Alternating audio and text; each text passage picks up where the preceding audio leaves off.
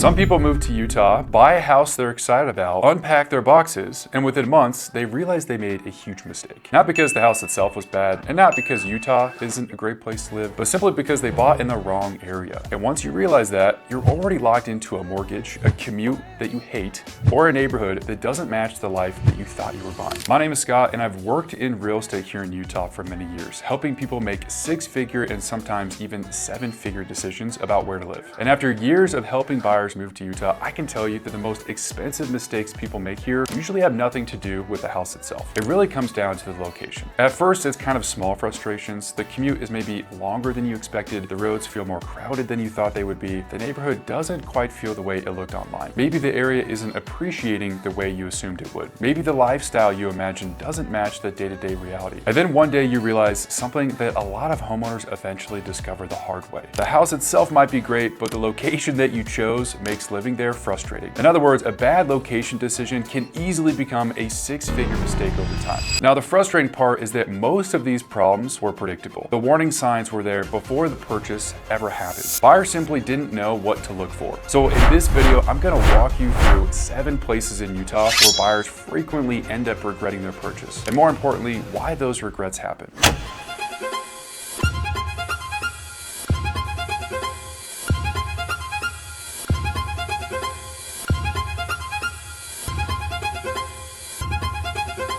This isn't about attacking any particular city. Utah overall is an incredible place to live, but every area has its trade-offs, and if you don't understand these trade-offs before buying, the consequences can show up years later. So stick with me through the entire list, because a couple of these places are locations that buyers are actively being encouraged to purchase in right now. And those are the ones that tend to surprise a lot of people. Before we jump into the first location, it's important to first understand something about how people choose where to buy a home. Most buyers don't make location decisions based on deep research. They make them based on what looks really good online. Often they see beautiful listing photos of brand new construction communities and price points that seem more affordable than surrounding cities. But real estate listings rarely show you the full picture. They don't show you the traffic patterns, they don't show you the infrastructure strain, they don't show you economic trends or long-term appreciation patterns, or even crime rates. Those things only become obvious once you're already living there. And that's exactly why some buyers eventually regret their decision. So let's start with the first place on the list. One location that surprises a lot of buyers is Vineyard, Utah. If you've been researching homes in Utah County, you've almost certainly seen Vineyard pop up again and again. Over the last several years, it has been one of the fastest growing cities in the entire state. Brand new townhomes, new condos, new apartment developments, entire master plan community neighborhoods appearing almost overnight. And from a marketing perspective, Vineyard looks fantastic.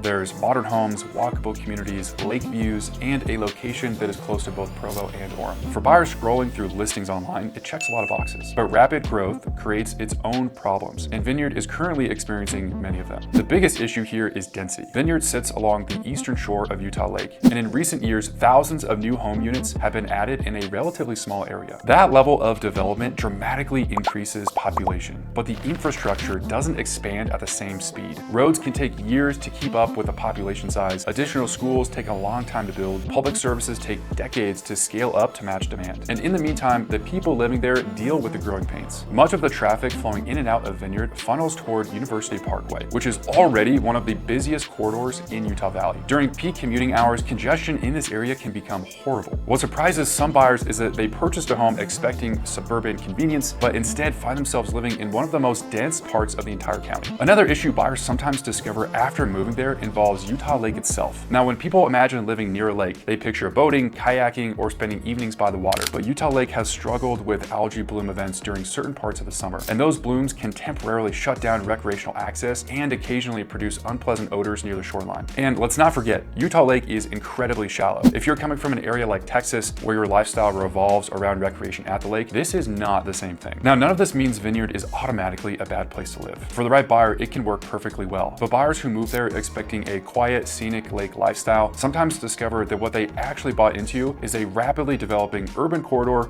that still has years of infrastructure catching up ahead of it. All right, the next suburb I want to talk about is Tilla, Utah. And this is a classic example of a place that looks incredible on paper. The reason here is simple: affordability. When buyers compare home prices in Tilla compared to Salt Lake County, the difference can be really dramatic. Buyers can often get more square footage, a newer home, a larger lot compared to that same budget in other parts of Salt Lake County. For someone trying to stretch their housing budget, that can feel like a huge opportunity. And if you look at the map, Tooele doesn't really appear that far away from Salt Lake City. But maps don't show you one very important detail: the geography. Tooele sits on the other side of the Ochre Mountains, and most commuters rely on Interstate I-80 to travel between Tooele and the Salt Lake Valley. Now, under ideal conditions, that drive might not seem like that big of a deal, but ideal conditions aren't how commuting works in the real world. Traffic accidents, winter storms, construction projects, and rush hour congestion can all turn that route into a major bottleneck. And when that happens, the commute becomes one of the biggest sources of frustration for homeowners living there. What many buyers don't fully appreciate until they've lived there for a while is just how isolated Tooele can feel compared to the rest of the Wasatch Front. The mountains that separate Tooele from Salt Lake City don't just affect commuting, they also create a real sense of geographic separation. Once you're out there, you're essentially on the other side of the valley, and getting back into the main metro area requires crossing that same corridor every time. Tooele is also a much smaller community than many buyers expect. Compared to cities along the Wasatch Front, it feels a lot more rural. There's fewer restaurants, fewer entertainment options, and fewer amenities overall. Now, for some people, that slower, quieter environment is actually what they want, but for many buyers who are used to the convenience of suburban or city living, that shift can feel limiting pretty quickly. Another thing that surprises people is just how far Tooele sits from many of the things Utah is known for. One of the biggest draws of living along the Wasatch Front is easy access to the world-class skiing resorts and mountain recreation. But from Tooele, getting to those areas usually means driving all the way across the valley and then heading up the canyons. What might be a 30 to 40-minute drive from many Salt Lake suburbs can turn into well over an hour from Tooele. And individually, none of these things sound like deal breakers, but when you combine the commute, the geographic isolation, the limited amenities, and the distance from many of Utah's major recreation areas, the lifestyle trade-off starts to really add up. So what looked like a great financial decision, buying a larger, cheaper home, can slowly turn into a lifestyle compromise that buyers didn't fully anticipate. Over time, that extra driving adds up, and it's one of the most common reasons some owners eventually decide they wish they'd chosen a different location. Another place where buyers sometimes make costly assumptions is West Valley City. West Valley City is actually the second largest city in the state and sits directly west of downtown Salt Lake City. Because of its location, it frequently appears in home searches for buyers looking for something more affordable than the surrounding suburbs like Sugar House or South Jordan or Mill Creek. The challenge is that West Valley City is extremely diverse in terms of neighborhood quality. Some areas are stable residential communities with convenient access to the rest of the valley, and then there's sections that really struggle with low quality homes, property maintenance issues, and crime rates that are noticeably higher than nearby suburbs. The mistake some buyers make is assuming that this suburb operates as one uniform market. They see a home price lower than surrounding areas and assume that they're getting a bargain, but real estate is hyperlocal. Two homes located only a few blocks apart can have completely different long-term trajectories depending on the surrounding neighborhood. So buyers that skip deeper level research sometimes realize too late that the area they chose isn't appreciating at the same rate as other parts of the valley. And that realization can affect both their quality of life and the long-term value of their investment. All right, next on the list is Magna, Utah. Magna sits on the western edge of the Salt Lake Valley and has long been known as one of the most affordable communities near the city. Affordability alone attracts a lot of attention from buyers who feel priced out of other parts of Salt Lake County. But Magna has a history and character that some buyers don't fully understand before moving there. The town developed alongside nearby mining and smelting operations, and that industrial background shaped the community for many decades. Much of the housing here is older. Some neighborhoods reflect development patterns from many decades ago,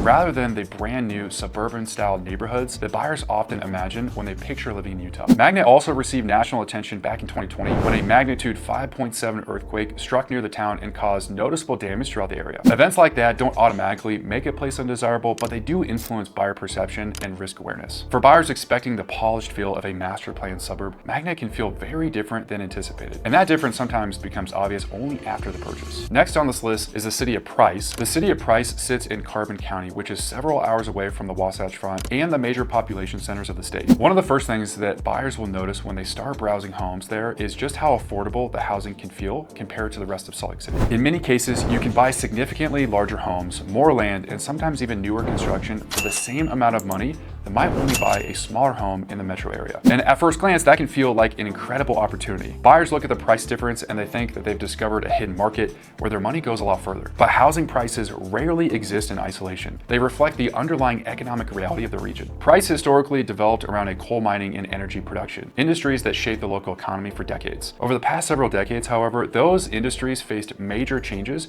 as national energy markets evolved and coal demand declined. When the primary industries supporting a region start to shrink, the ripple effect shows up in population trends, job growth, and long-term housing demand. And that's where buyers sometimes run into problems. Real estate appreciation in large metro areas like the Wasatch Front is driven by strong population growth, expanding job markets, and steady demand from people moving into the area. Price operates under a very different set of conditions. Population growth has been much slower, and in some years, the region has even experienced population decline. When fewer people are moving into a market and fewer jobs are being created, housing demand naturally softens. For homeowners, that can affect how easily they're able to sell later on. In smaller rural markets, the pool of potential buyers is much smaller than in larger metropolitan areas. When you decide to sell in a place like Salt Lake County or Utah County, there's thousands of buyers actively searching for homes. But in a rural market like Price, the number of buyers at any given time may be dramatically lower. Another factor that surprises some buyers is the level of isolation. Price sits on the eastern side of the Wasatch Plateau, separated from the Wasatch Front by long stretches of highway and mountain terrain. So driving back into the main metro areas often requires multiple hours on the road. That distance affects everything from job opportunities to access to specialized medical care, entertainment, and large shopping districts. Now, for some people, that slower, quieter lifestyle is exactly what they're looking for, but for others, the reality of living several hours away from the state's primary economic centers can feel far more limiting than they expected. None of this means that Price is a bad place to live. It offers beautiful landscapes, access to outdoor recreation, and a much quieter pace of life than the larger cities in Utah. For buyers specifically seeking that type of rural environment, it can absolutely work. The issue arises when buyers move there expecting the same economic momentum and real estate appreciation that they see along the Wasatch Front. The truth is, rural housing markets follow very different rules, and when buyers don't understand those differences before purchasing,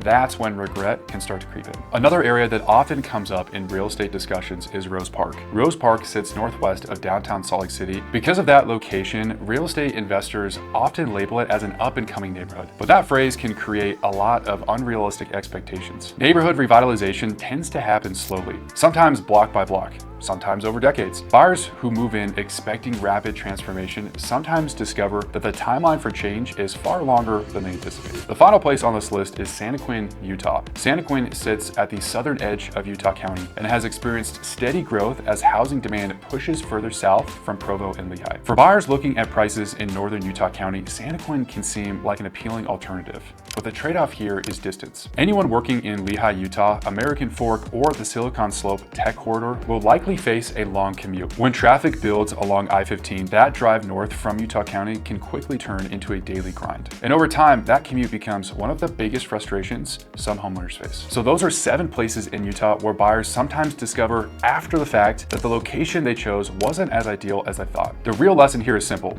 Every location comes with trade-offs. And the buyers who regret their purchase are usually the ones who didn't fully understand those trade-offs. Taking the time to understand those differences before buying can save you from making a very expensive mistake. So if you have questions about those 7 areas, or you're just not sure where you should be looking, make sure to reach out to me. My contact info is in the description below. I'll see you in the next video.